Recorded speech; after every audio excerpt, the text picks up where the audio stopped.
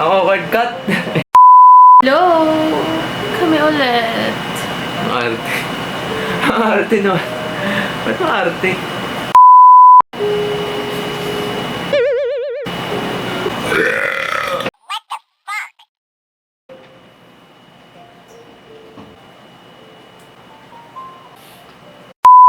So, ngayon, ang topic natin ay So, yung topic natin ngayon paano is... maghihiwalay ang mag-asawa. Gaga. Gaga. Bakit? Sa tingin mo ba maghihiwalay tayo? Sabi ko nga sa'yo, di ba? Hindi man na natin malalaman yung future. So, syempre, hanggat maaari, kung kaya naman isalba, ba't hindi mo isasalba? O, inumpisahan mo na. Anong masasabi mo sa divorce? Hinagad. Ano na? Ano pag-uusapan natin ngayong ano? What are we gonna talk about tonight? No English, I'm Chinese. I don't remember. No. Oh no! Gaga ka. I don't remember. Bakit? Kapatid mo si Alice Go? Hindi. Babi, ba't mukha kang busabos? Ba't ganyan Walang ano? busabos. Parang ano, yung branding mo parang busabos ah. Yung kinakawa, hindi inaalagaan ng asawa, ganun. Oo. Parang ano ah. Paawa. Paawa ka sa mga viewers natin ah. Kala mo talaga hindi kita inaalagaan. Inaalaga mo ba ako? Duh. Ikaw lang makakasagot niyan. Kawa, busab. Ba't ganyan yung branding mo? Eh, hip-hopper ako eh. Kaya ano tayo? Tawag doon, loose shirt. So, anong gagawin ngayon? Maglalaro pa ako mamaya. So ano na nga, di ba sabi ko last time, yung topic is divorce and ano, selos. Oh. Alam mo, partner, yung divorce na topic ay masyadong sensitibo. Oh. Dapat may sapat na knowledge tayo para pag-usapan yan. Ngayon, ang tanong ko sa'yo, partner, nakapag-research ka na ba ng maayos para dyan sa topic na yan? Hindi. Diba, mahirap pag-usapan yan ng ganyan. Dapat lagi tayong ready pag mga ganyang topic, partner. Ang ano mo, Ano, bakit na lang? tinan niyo yung asawa kong busabos. Akala mo hindi inaalagaan ng asawa. Pili ko iba ata yung word na busabos eh. Hindi ata kawawa ang word na busabos eh. Eh, ano yung busabos? Hindi ko alam. Pili ko parang hindi busabos yun. Ano ba yan? Nag-a-ads pa sa likod. Nakakahiya. Sorry, free YouTube. So, yung pag-uusapan dapat is divorce. Kaya lang, ano sabi mo? Hindi ko alam. Yun yung pag-uusapan, di ba? Kaya nga. So, anong masasabi mo sa divorce? Na napasa na ngayon sa Pilipinas. Hindi pa ata. Hindi pa ba? O, di ba? Hindi pa ako knowledgeable, hindi pa ako masyadong ano. Hindi ako research. Hindi, dapat ang tanong mo kung ano ka ba, pro or anti-divorce. Parang ganun, di ba? O ano ka ba? Ako pro ako. Bakit? Eh, syempre, kawawa naman yung mga taong hindi naman na nila mahal yung isa't isa. Di ba? Or yung iba, may mga nararanasan na hindi ka nais-nais sa mga partner nila. Di ba? Ko! Charot. Oh, paano sila kasi iba gusto pa mag-asawa ulit. Oh. Siyempre, mahirapan sila makawala dahil yung annulment, di ba masyadong mahal siya, mas mahaba yung proseso. Actually, pang Ilan naman sa personal na opinion ko lamang, hindi naman ako bihasa sa mga ganyang topic. Actually, oo nga, dapat ipasa yung divorce. Kasi i-divorce kita. Charot. Nasa yun. Decision mo yun. Feeling mo ba magdi-divorce tayo? Hindi in the ko alam future? yun. Hindi ko naman iniisip yun. Okay. Pero lahat naman may chance. Lahat naman ng bagay may mga chance. So, ano pang masasabi mo sa divorce? Wala, ayun. Yun lang. Bakit ikaw ba? Ako, okay lang. Okay lang mag-ano.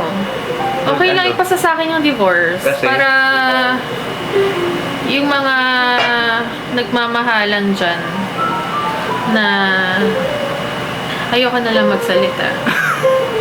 Baka mabash ako. Hindi, okay nga lang. Parang second chance din naman sa mga gustong gusto ng masayang love life, di ba? Pwede ka rin naman di ba, parang legal separation, tapos parang magkakarelasyon ka ulit ng bago. Na hindi mo na kailangan mag-divorce, di ba? Hindi kasi ako knowledgeable dyan, so wala akong masaspulok. So bakit natin pinag-uusapan in the first place? Wala lang, for the clout. For the clout, para lang Siyempre, Hindi naman pala eh. Bobby, mag-asawa tayo eh. So, parang ano na lang din na matapik lang ba? Kung ano yung POV natin sa divorce. Basta ako, pro ako dun. Ako din, pro-divorce din ako. Hindi ko naman sinasabing magdi-divorce kami, ha? Pero, tignan natin in the future kung magdi-divorce kami o hindi. Kaya nga, tulad... Comment down below kung magdi-divorce kami in the future o hindi. Tulad nga na sinabi ko sa nakaraang vlog, future is mystery, di ba?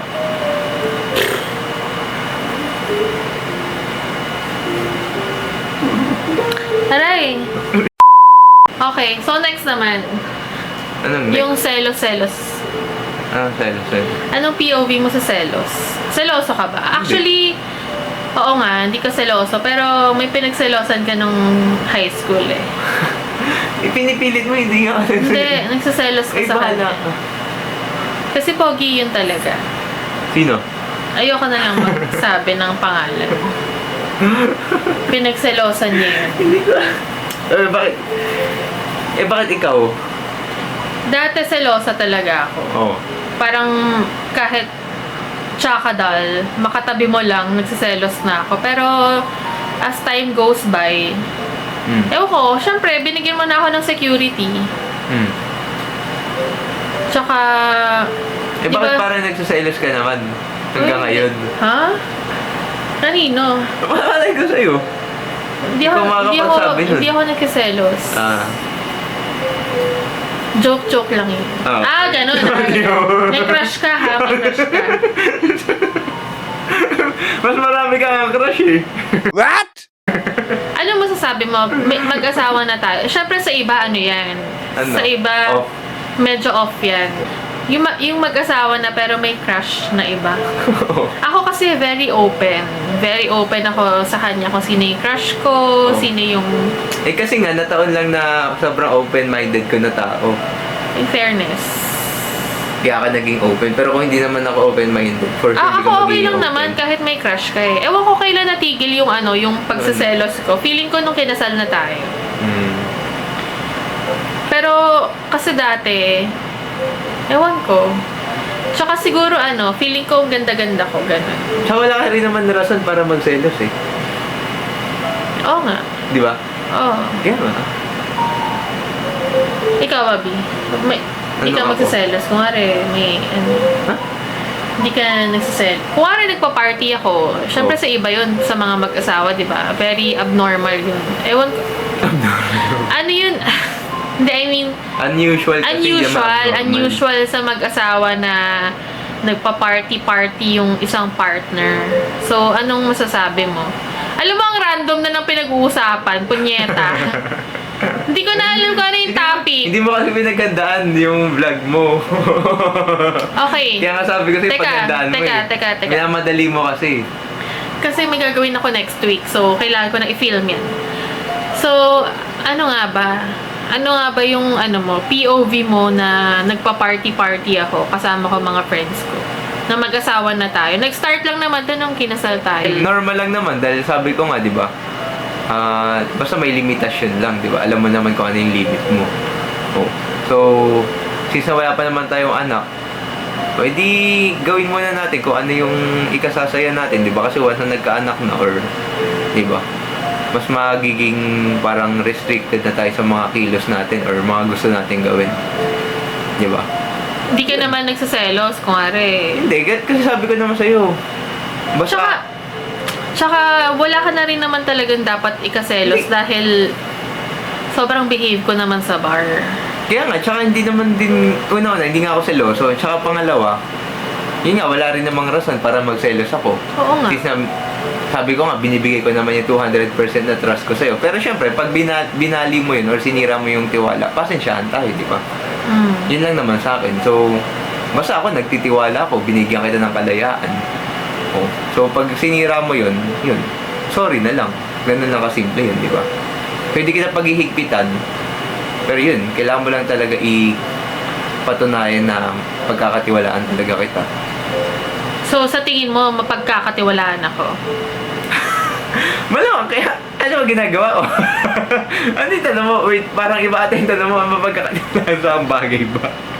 Na hindi ako lumalande, hindi ako ano. Ako hindi ko naman iniisip yun kasi kung iisipin mo, hindi para ka lang din naggagawa ng sarili mo problema, di ba? Like, wala ka namang nakita na dapat mo pagselosan or wala ka namang nakita or pruweba na may ginawa yung partner mo na kasalanan or mali. So, bakit mo siya kailangan isipin na, ay baka, ba't ka mag-iisip ng baka? Baka lumalandi, baka ganito, ganyan. So, in diba? short, behave ako.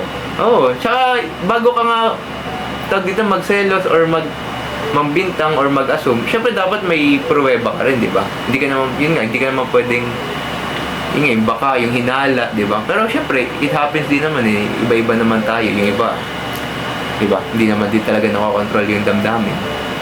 Oh, speaking of selos, recently, may nag-comment sa akin na sobrang selosa niya. First time to. Anong masasabi mo? Kasi actually, hindi ko naman...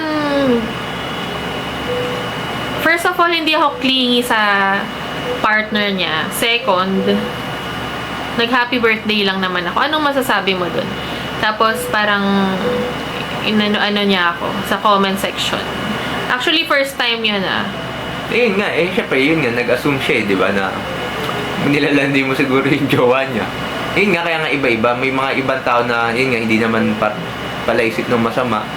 Yung iba, di ba, yung kalahati ng, di ba, mga tao, masyado mapag-isip ng masama, mapaghinala. Pero syempre, hindi rin naman natin mahuhusgahan. Malam yung partner nila, nagkasala na sa kanila in the past, di ba? Pero yun, di ba?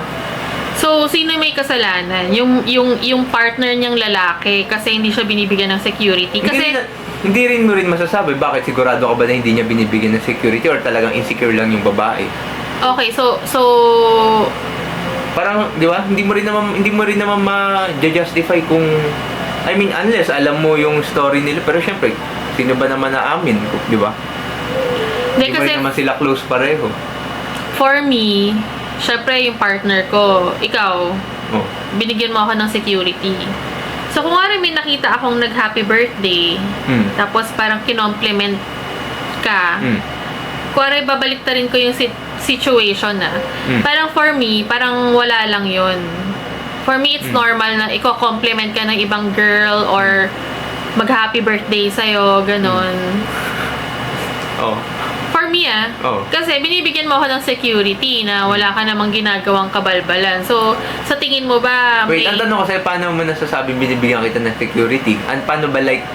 Paano mo ma-feel na binibigyan kita ng security? Hindi mo pinapa-feel sa akin na na may insecure ako or magsaselos ako or wala kang ginagawang kahit ano na ipa-feel sa akin na ano. So, sa tingin mo, bakit may ginagawa ba yon yung boyfriend ng babae? That I don't know, ha? That I don't know. Yun nga sinasabi ko. Pero parang ayoko na lang magsalita. Paano mo nga nasabi na yun nga, baka hindi kasi binibigyan ng security?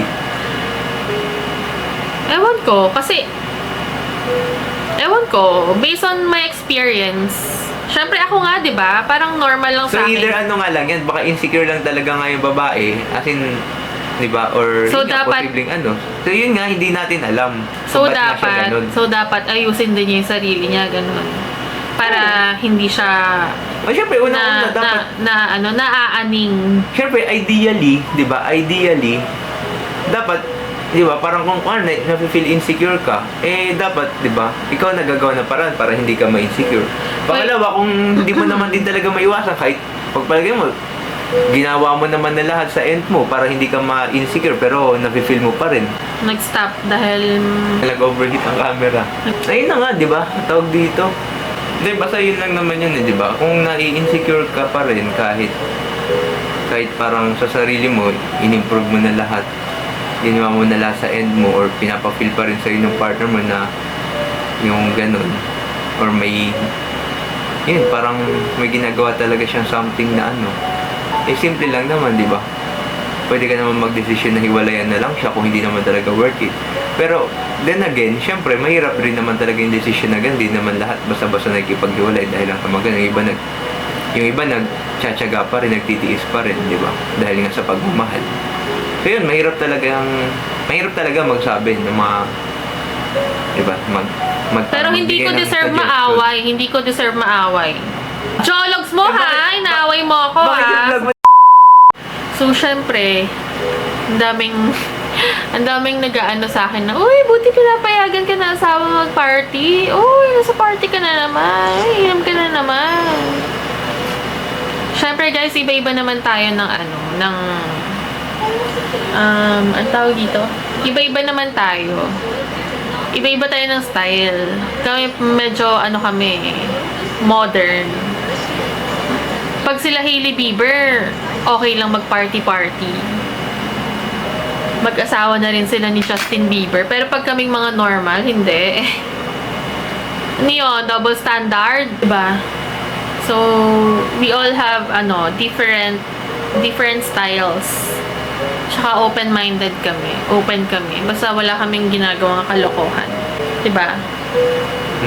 Ano pang masasabi mo? Wala na akong masasabi. Ang random ng na to? Ang random na naman ng usapan na to? Wala na naman kakwenta-kwenta? Dapat nga kasi ano na lang yung mga challenge, something ganon.